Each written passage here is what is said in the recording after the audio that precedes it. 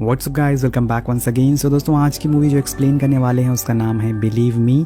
ये कहानी एक 17 साल की लड़की की है जिसने अपनी पूरी लाइफ में न जाने कितनी बार खुद के साथ बुरा होते हुए देखा है और महसूस किया है।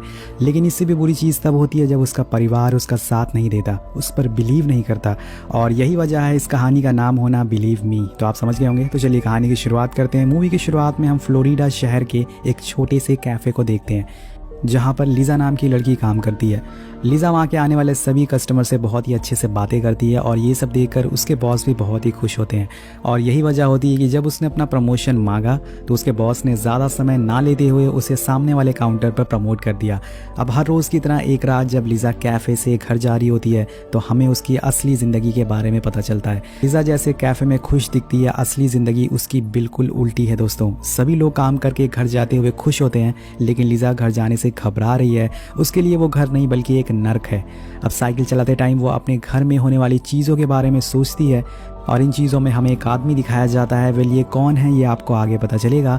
और इसी दौरान लीज़ा को सुनसान रोड पे एक गाड़ी दिखती है जिसे देख के वो घबरा जाती है। वो साइकिल की स्पीड बढ़ा के जल्दी से घर आती है और अब हम यहाँ पर लीज़ा का घर देखते हैं, लेकिन असल में ये घर उसका नहीं है। वो अपनी नानी और उसके बॉयफ्रेंड मॉरिस के साथ रहती है और मॉरिस उसकी नानी को फाइनेंशियल सपोर्ट करता है, जिसके बदले में वो हर रोज़ लीज़ा के साथ एक रात गुजारने को उसको मौका मिलता है। वो उसके साथ डेली ज़बरदस्ती करता है, यानी वो वही इंसान है जो लीज़ा के दिमाग में हर टाइम घूमता रहता है। अब इन सबसे परेशान होकर एक दिन जब लीज़ा कैफ़े से घर आती है तो एक सुसाइड नोट भी लिखती है, लेकिन उसमें इतनी हिम्मत नहीं होती कि वो खुद की जान ले सके। यहाँ हमें एक और बात पता चलती है कि लीज़ा जब 14 साल की थी तब उसकी मॉम ने उसे यहाँ भेजा था। उसे यही लगता था कि उसकी नानी की फाइनेंशियल कंडीशन कुछ ठीक नहीं है, इसी वजह से आज तक वो अपनी पूरी सैलरी उन्हें ला के देती थी ताकि उसकी नानी को मॉरिस का सहारा ना लेना पड़े।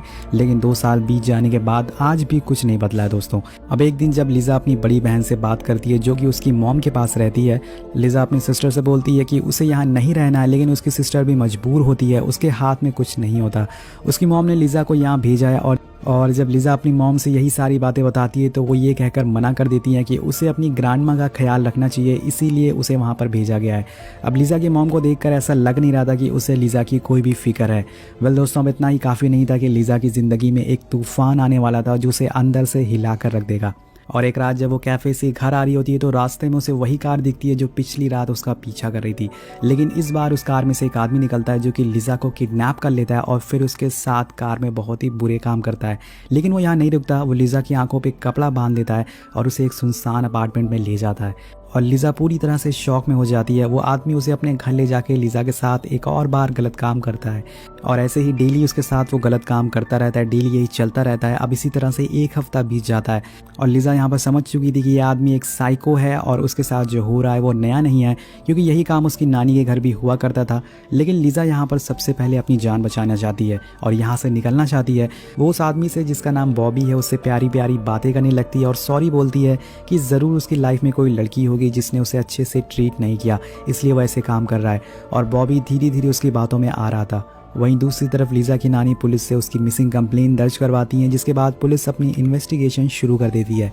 और सबसे पहले वो उस कैफ़े में जाते हैं जहां लीज़ा काम करती थी, जिसमें उन्हें पता चलता है कि लीज़ा बहुत ही मेहनती लड़की थी, वो कभी भी भाग नहीं सकती है, ज़रूर उसके साथ कुछ बुरा हुआ होगा। और वहीं दूसरी तरफ जब दूसरा ऑफिसर उसकी मॉम के पास जाती है तो उसकी मॉम बोलती है कि हो सकता है कि वो अपने बॉयफ्रेंड के साथ भाग गई हो। लीज़ा की मॉम का बिहेवियर देखकर आप लोग पता लगा सकते हैं कि उन्हें लीज़ा की कोई भी फिक्र नहीं है और ये सुनकर ऑफिसर वहाँ से जाने लगता है। लेकिन लीज़ा की बहन उन्हें रोक कर वही बात बोलती है जो कैफ़े ओनर ने बोली थी कि लीज़ा कभी भी भाग नहीं सकती है, उसके साथ ज़रूर कुछ बुरा हुआ है। अब सीन शिफ्ट होता है और पहुँचते हैं हम उसी अपार्टमेंट में जहाँ पर बॉबी ने लीज़ा को बंदी बना कर रखा है। बॉबी बार बार उसके साथ फिजिकल होता है, लेकिन लीज़ा हिम्मत नहीं हारती। वो उसे बात करने की कोशिश करती है जिसमें उसे पता चलता है कि बॉबी दिमाग से पागल टाइप का आदमी है। इसी बीच वो उसके चेहरे को बार बार छूती है जिससे कि वो पता लगा सके कि वो दिखने में कैसा है। और यहाँ पर लीज़ा उसकी बार बार तारीफ़ कर रही थी, उसे अपनी तरफ और खींचने की, आकर्षित करने की कोशिश करती है ताकि वो उसका भरोसा जीत सके। और वो उसे अपने डैड की तबीयत ख़राब होने का झूठा बहाना भी बताती है और फेक सिंपैथी लेने की कोशिश करती है। वो ऐसा इसलिए कर रही थी ताकि बॉबी को उस पर थोड़ा तरस आ जाए और वो उसे छोड़ दे, लेकिन बॉबी उसके साथ पूरे 24 घंटे रहता था। अब लीज़ा बाथरूम जाने के बहाना बनाती है और वहाँ पर अपनी मौजूदगी के कुछ सबूत छोड़ देती है। वो मिरर पर अपने कुछ फिंगरप्रिंट लगा देती है और अपने कुछ बालों को तोड़कर वहीं फेंक देती है। और वो ये सब कर ही रही होती है कि बॉबी को पता चल जाता है कि उसने बाथरूम को लॉक किया है। वो अचानक से गेट खोल के अंदर आता है, लेकिन लिज़ा फिर से नॉर्मल हो जाती है। और एक रात जब बॉबी सो रहा था तो लिज़ा धीरे से उठ के एक कॉल लगाती है, क्योंकि उसे आइडिया हो गया था कि इस घर में एक फ़ोन मौजूद है। लेकिन कॉल लगाने से पहले उसके दिमाग में उसकी मॉम की कही हुई एक बात याद आ जाती है, जिसमें वो दोनों लड़ रहे थे और लिज़ा अपनी मॉम से बोल रही थी कि आपको पता है ना कि नानी के घर पे मेरे साथ क्या हो रहा है। उसकी मॉम बोलती है कि अगर तुमने कुछ किया तो इससे भी बुरा हो सकता है, तुम्हें जो मिला है उसमें ही खुश रहो। और ये सब सोचने के बावजूद वो उन्हें कॉल लगाने वाली होती है, पर तभी अचानक से वो इंसान जाग जाता है और लिज़ा को पकड़ लेता है। बॉबी उससे बोलता है कि तुम बहुत चालाक बन रही हो, और अब वो उसे जान से मारने की कोशिश करता है। लेकिन लिज़ा बोलती है कि वो अपने बीमार डैड की तबीयत पूछने के लिए उन्हें कॉल कर रही थी। ये बोलने के बाद वो इमोशनल हो जाती है, जिससे बॉबी उसकी बातों में आ जाता है और उसे छोड़ देता है। ऐसी हालत में लिज़ा को सिर्फ बहन की कही हुई बात याद आ रही थी, जिसमें उसने कहा था कि लाइफ में कुछ भी हो जाए तुम कभी भी गिव अप मत करना। अब एक दिन जब बॉबी लिज़ा के साथ फिजिकल हो रहा था तो लिज़ा एक बार फिर से उसकी तारीफ़ें करना शुरू कर देती है और ये बोलती है कि अगर तुम मुझे छोड़ दोगे तो मैं किसी को कुछ नहीं बताऊंगी और मैं अपनी मर्जी से तुम्हारी गर्लफ्रेंड बन जाऊंगी, तुम्हारे साथ रहूंगी। और ये सुनकर बॉबी उसकी बातों से इंप्रेस हो जाता है और उसे छोड़ने के लिए तैयार हो जाता है। इसी बीच हम देखते हैं कि फ्लोरिडा पुलिस डिपार्टमेंट को एक सीरियल किलर के बारे में पता चलता है, जिसने पिछले 6 महीने में 16 लड़कियों को मारा था। जब बॉबी ये न्यूज़ देखता है तो सोचता है कि यही सही मौका है लिज़ा को छोड़ने का, क्योंकि पुलिस इतने बड़े केस को सॉल्व करने की बजाय लिज़ा का केस क्यों सॉल्व करेगी। उसने तो उसका चेहरा तक नहीं देखा है, जिससे वो उसे पहचान भी नहीं सकते। जिसके बाद वो लिज़ा को कार में बैठाता है और एक पार्क में ले जाता है और वो यहाँ फिर से अपना इरादा बदल लेता है। वो लिज़ा को मारने वाला था, लेकिन लिज़ा बार बार उससे बोल रही थी कि आई एम यंग गर्ल, मैं तुम्हारी गर्लफ्रेंड बनने को तैयार हूँ, मैं तुम्हारा ख्याल रखूंगी, मुझे जाने दो प्लीज़। शायद ऐसा बातें सुनकर बॉबी सख्त लौंडा जो कि पिघल जाता है और वो से बोलता है कि अगर पुलिस तुमसे कुछ पूछे तो कहना कि मैं ब्लैक हूँ, मतलब ब्लैक आदमी हूँ, और मेरी हाइट शॉर्ट है और मैं बहुत ही मोटा हूँ। फिर वो लिज़ा को छोड़कर यहाँ से भाग जाता है। लिज़ा वहाँ से भागते हुए अपने घर आती है और घबराते हुए अपनी नानी से कहती है कि उसको किडनैप किया गया था। वो वहाँ से बच के जैसे तैसे आई है, लेकिन जैसे ही हम जानते हैं कि उसके घर वाले उसकी बातों पर ज़रा भी यकीन नहीं करते। उसकी नानी को ये सब मजाक लग रहा था। अब उसकी नानी इंस्पेक्टर लोपेस को बताती है कि लिज़ा घर आ गई है, लेकिन लोपेस को उसकी कहानी पे यकीन नहीं था। वो लिज़ा से सुनना चाहती थी कि उसके साथ क्या हुआ है। लिज़ा उन्हें सब कुछ बताती है जो भी उसके साथ हुआ है, लेकिन दोस्तों यहाँ पर कोई भी उसकी बातों पर यकीन नहीं कर रहा था। उनका कहना था कि अगर उसके साथ गलत काम किया गया है तो उसके शरीर पे एक भी निशान क्यों नहीं है, और अगर उसके हाथ खुले थे तो उसने हाथ पैर क्यों नहीं चलाए। लिज़ा उनसे कहती है कि वो आदमी पूरा पागल था और उसके पास एक बंदूक थी जिससे वो मुझे बार बार डरा रहा था, और यही वजह थी कि मैंने उसकी कही हुई सारी बातों को माना। लेकिन ये सब जानने के बाद भी उन पुलिस ऑफिसर को लग रहा था कि वो ये सब मीडिया अटेंशन पाने के लिए कर रही है। वेल, क्या बात है। वहाँ पर 2 लेडी ऑफिसर को ये तक लगने लगा था कि वो ज़्यादा टीवी देखती है, जिस वजह से वो ये सब कहानियाँ उन्हें बता रही है। लेकिन शायद इस बार लिज़ा की किस्मत अच्छी होती है, क्योंकि उस समय स्टेशन में एक डिटेक्टिव की टीम मौजूद थी जो कि उसी सीरियल किलर को ढूंढने में लगी थी, जिसने पिछले 6 महीने में कई लड़कियों को जान से मारा था। जब वो लेडी ऑफिसर को कुछ समझ नहीं आता तो वो डिटेक्टिव लैरी से मदद मांगती है, और डिटेक्टिव लिज़ा के रूम में पहुँचते हैं जहाँ वो चुपचाप उदास होकर बैठी थी। वो किसी से बात करना नहीं चाहती थी, लेकिन लैरी उसे अपनी जेब से अपनी बेटी की फ़ोटो दिखाते हैं, जिससे कि लिज़ा को उसे थोड़ा अपनापन लग सके। इसके और लैरी उससे बोलते हैं कि तुमने जो भी देखा, तुम्हारे साथ जो भी हुआ है, मुझे एक एक करके आराम से बताओ। और लिज़ा उन्हें सारी डिटेल को बताना चालू कर देती है, जैसे कि बॉबी के पास एक ब्लैक कलर की कार है जिस पे रेड कवर लगा हुआ था।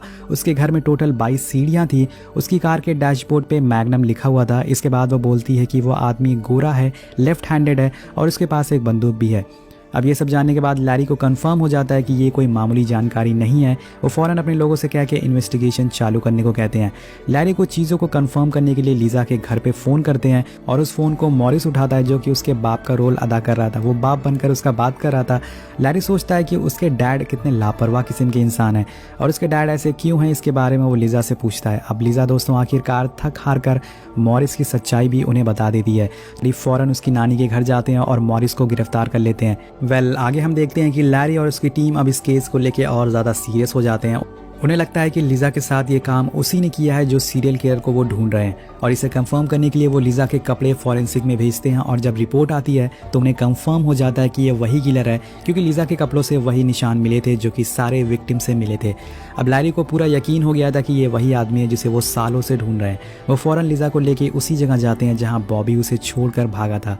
लिज़ा वहाँ लैरी की कार में बैठती है और आंखें बंद करके वही सब रिवाइंड करती है जो उसने उस दिन महसूस किया था। और लिज़ा उन्हें लेके गैस स्टेशन जाती है जहां बॉबी ने कार में गैस भरवाई थी, जिसके बाद पुलिस उस गैस स्टेशन के कैमरा को चेक करती है और तभी उन्हें एक बहुत ही बड़ा सबूत मिल जाता है। कैमरा में दोस्तों उन्हें वही आदमी दिखता है जिसका लिजा ने स्केच बनवाया था और अब उस आदमी के पोस्टर बनवाए जाते हैं और हर गली नुक्कड़ पर लगा दिए जाते हैं।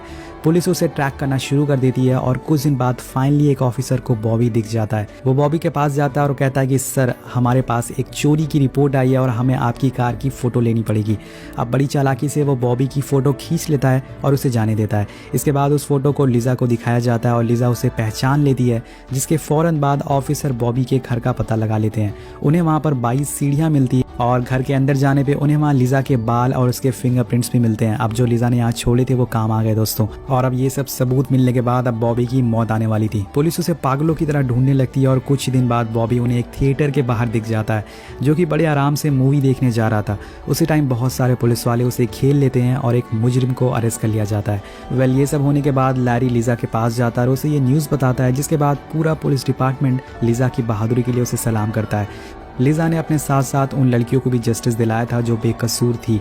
वेल, केस खत्म होने के बाद लिजा अपनी नानी के घर नहीं जाती क्योंकि उसे अब अपनी वही पुरानी ज़िंदगी में वापस नहीं जाना था।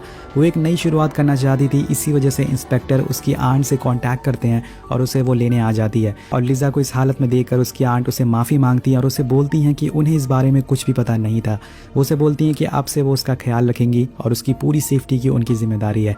लिजा मदद के लिए लैरी को थैंक यू बोलती है और लैरी की आंखों में भी आंसू आ जाते हैं। और कुछ दिन बाद लिजा अपनी माँ को एक नोट भेजती है जिसमें लिखा था कि मॉम, आप हमेशा मुझसे कहती थी कि मैं अच्छी लाइफ डिज़र्व नहीं करती। आप गलत थी मॉम। और लास्ट में लिखा होता है गुड बाय। उसकी मॉम ये लेटर पढ़कर समझ जाती हैं कि उन्होंने कितना गलत किया है लिजा के साथ। अब लिजा की छोटी बहन भी उसके पास थी और दोनों एक नए सफ़र पर, एक नई शुरुआत पर निकल चुकी थी। लास्ट में हमें बताया जाता है कि बॉबी को मौत की सज़ा सुनाई गई है और फिर हम कुछ सालों बाद लिजा को देखते हैं जो कि अब लेडी ऑफिसर बन चुकी है। जी हाँ दोस्तों, ये पूरी कहानी एक सच्ची घटना पर आधारित है। लिजा ने बड़े होकर ऑफिसर बनने का डिसीजन लिया और इस कहानी में आपको एक लाइन का मतलब मिल जाएगा, वो है नेवर गिव अप। लिजा ने हिम्मत कभी नहीं हारी और बस लड़ती रही।